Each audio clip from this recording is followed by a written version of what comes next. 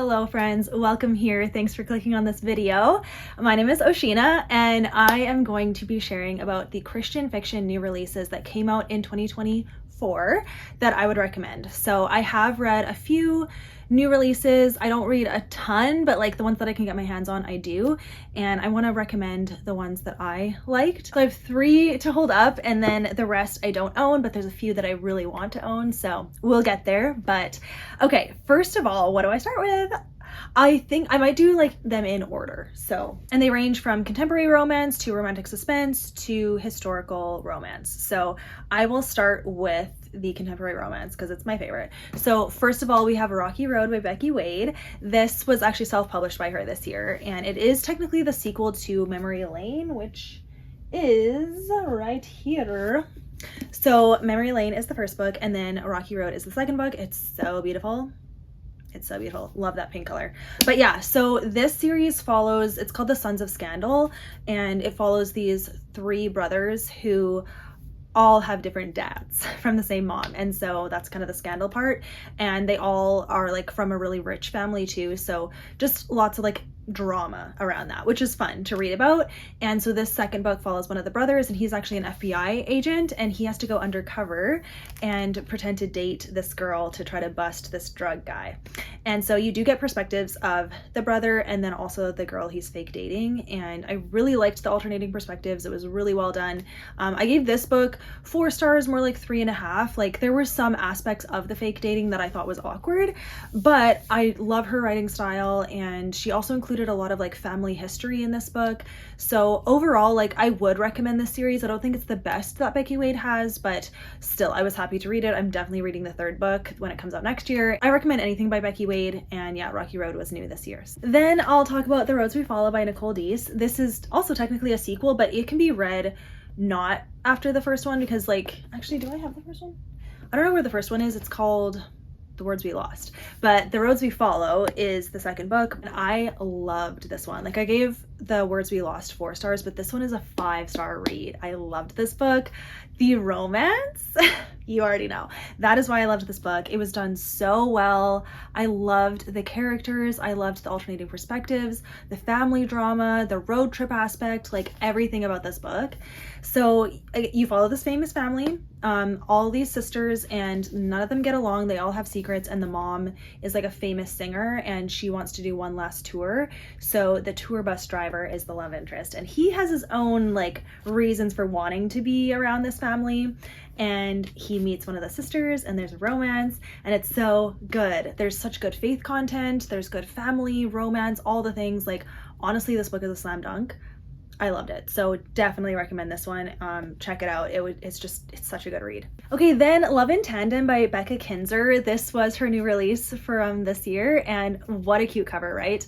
Now, I definitely liked the Dear Henry Love Edith book better, so I was like prepared to love it the same amount, and so I was like slightly let down. Like this was a 4-star. It was still really good, but I was hoping to like be blown away, and I wasn't. But either way, I still would recommend this book. It's also kind of a road trip story and like fake dating, and so good. So it's kind of complicated, but so the girl was with the guy's brother, but then they broke up, and then she shows up at the wedding, and the brother is like, oh, hi, let's pretend to be guests. Like let's pretend to be together and in this wedding. And so then everyone thinks that they're actually together, and they're like, haha, what? And then they like decide that it's like worth it to like play along this thing. And it was funny. Okay, it was funny. It wasn't dumb. And then she is trying to like raise money, so she wants to like go on this like tandem bike ride across the states, and so that's like the road trip aspect, and they get into so many different shenanigans. It was very, very funny, just like so comedic and really cute. I think there was a slight lack of chemistry in the romance for me, but it was just so entertaining and a really pleasant read, so I still would recommend it. It's just not an all-time favorite, but still, it's good. Okay, then The Summer of Yes by Courtney Walsh. This was a surprise. It was a new release this year, right? I think it was. And yeah, I actually really enjoyed it. I was like, okay, wow, I'm seeing a lot of people like this book, but I wasn't planning on reading it, but I gave it a chance and it was really solid. Like I gave it 4 stars. I did really like it. The kind of last half of the book was so good, like definitely 5-star level. The first half, it took me a while to warm up to the main character. She's very unlikable, and I do struggle with unlikable characters at the beginning, and she was that for me. So I was like, meh, but you definitely warm up to her. You like see more of her sides, and I just really enjoyed it. Like the romance though, like the romance was adorable. And then, you know, everything else, it was just funny. So yeah, highly recommend. Follows a famous CEO lady who's in the hospital, and then the girl is also in the hospital. They meet and she is like, I want to take you on a summer of yes. And so they decide to like hang out together, and the girl's like plan is to reunite this lady with her husband and her son, or her ex-husband, I guess. And so that's how it goes. And it's just so sweet, like lots of good family, and the romance though, like, yeah. So very good. There's no faith content in this one, but it's still like published by Thomas Nelson, and like Courtney Walsh is a Christian and has written Christian fiction in the past. So it's still like a solid one to pick up, but you just won't see any faith content in it. Okay, next is Loyally Luke. I'm not sure if this is historical or not, to be honest. I feel like it's not historical. Well, I don't know. You guys tell me. So Loyally Luke by Pepper Basham. This was also just a funny book. Like I gave it 4 stars, but like I liked the writing. I liked the story, but it didn't have like a spark for me. So like it's definitely not a 5-star book, but still really good. And you don't have to read the books in order. This is technically the 3rd book in a like companion trilogy, but you don't have to read them. I read Authentically Izzy, which is the 1st book, and then I didn't read Positively Penelope, which is the 2nd book. But I did do Loyally Luke. And Luke was such a fun character to read from. Basically, he has to go, there's like a royal princess, and he has to go like do renovations on the castle, I'm pretty sure. And then he meets the princess, and it's a very funny situation. And so he's kind of like curmudgeon and like doesn't like doing cute things, but he does for her, and it's very sweet. And yeah, it was just like a really pleasant story. Nothing super standout about it, but I would still recommend it. And if you like Pepper Basham's writing, or if you like this series in general, definitely read this 3rd book. It was less epistolary than the first 2 books. Like there were some text messages, but not that much. Like there was actual like dialogue and like talking and all the things, so that was good. Okay, romantic suspense. So first up, One Wrong Move by Dani Petrie. This is the 1st book in her new series, and it did come out in January, so it's been out almost a year, and I really enjoyed this book. So Dani Petrie was one of my favorite romantic suspense authors because of the Alaskan Courage series, but then I didn't really like her other one, whatever, there's Tides is in the title. So didn't really like that trilogy, and so I kind of was like lost interest in her as an author. But then with this book, I was like, ooh, it sounds like I could like it, so I want to give it a shot, and I really liked it. I gave this 4 stars. It was good, okay, because the romance though, like that's what I'm looking for. And I just felt like the romance was so mature in this book, and I really liked the characters. The mystery and like what it revolved around, could care less. I just didn't care about it. Wasn't reading it for that reason. I was reading it for the characters and to like see the relationships grow. There was like family aspects and romance, of course, and faith. The faith content was so good in this one. So it's kind of like the storyline that like made it not a 5-star. So that's fine. Still 4 stars. Definitely going to be reading the rest of this series. Very excited about it. But yeah, so it follows an art heist. This girl is an investigator, I think, or what is the girl? Yeah, an FBI forensic analyst. And then the guy is like an art, or it's he's an insurance investigator for art. And so they have to like work together because of this heist, and sparks fly. And it's really good. The action was really well done, and I just really enjoyed it. So definitely recommend getting into this series, and I'm excited to get the next one because it had this book set up like the family so well. Like you meet the other 2 siblings, and cannot wait to see their romances as well. So yeah, very good, and recommend this one. Okay, Never Fall Again by Lynn Blackburn. I love this book, 5 stars. I love her writing because she writes characters and dialogue and like wit, humor, romance perfectly. Like my perfect combination.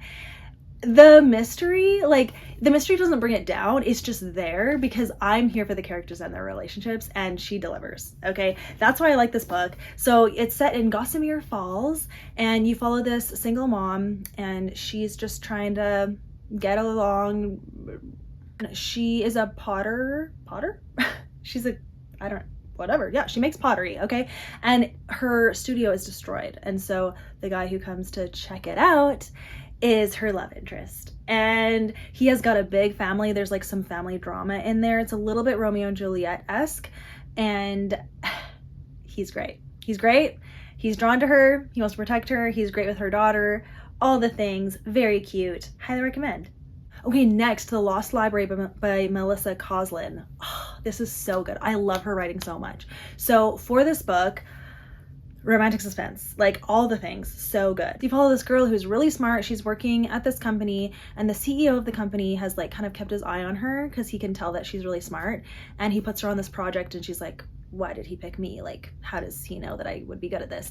And there's that. And then she has like a very secret past, and there's like bad guys after her, and the CEO picks up on it, and he starts protecting her, and then stuff happens. Okay, it's so cute. It's so good. It's kind of Beauty and the Beast-esque, and I love it. It's just the depth of her writing, the way she describes characters and their feelings, and then action too. Like, her action scenes are so good.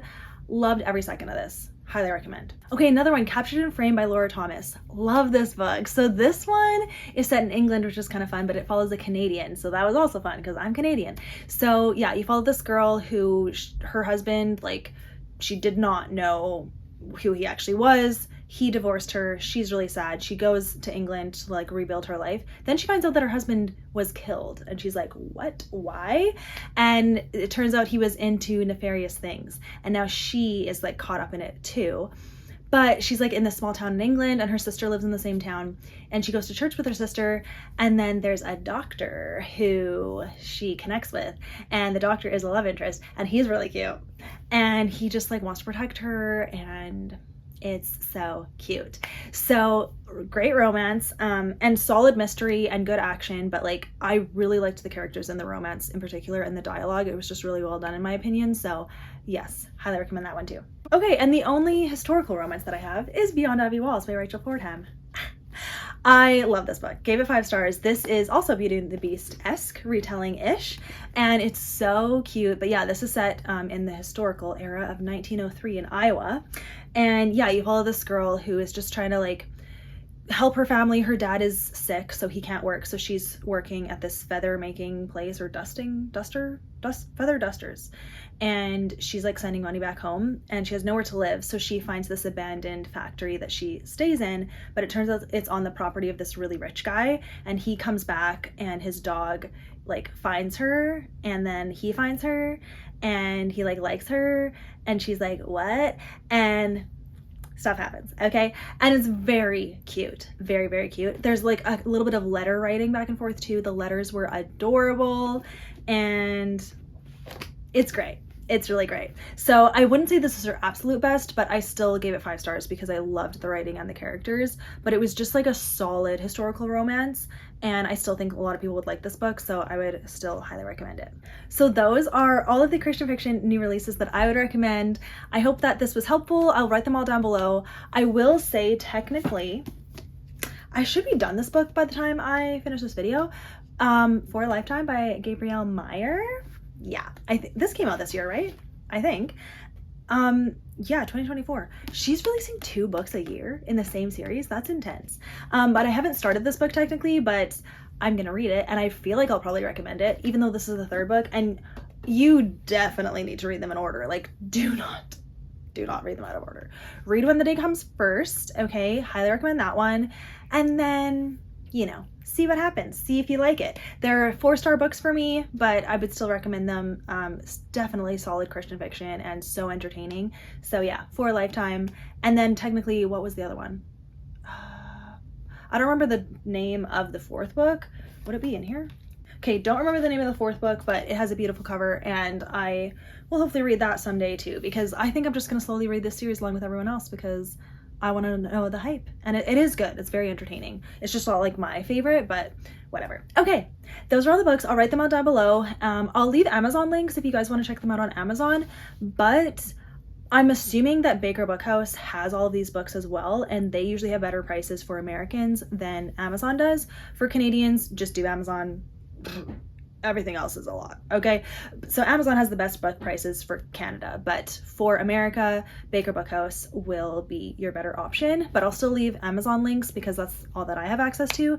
But yeah, hopefully this was helpful, you guys. Maybe some like gift ideas for yourself or for a loved one who wants to get into Christian fiction. I think any one of these books would be a great place to start, especially if they like romance, because all of these books have romance in them, okay? So yeah, thank you for watching, you guys. I will see you in my next video. Bye. So first up, these are all Christian fiction books, and they're all traditionally published, I'm pretty sure. Oh, except for one. One is not, but the rest, oh, actually two, three. Okay, so it's fine. Who even cares? So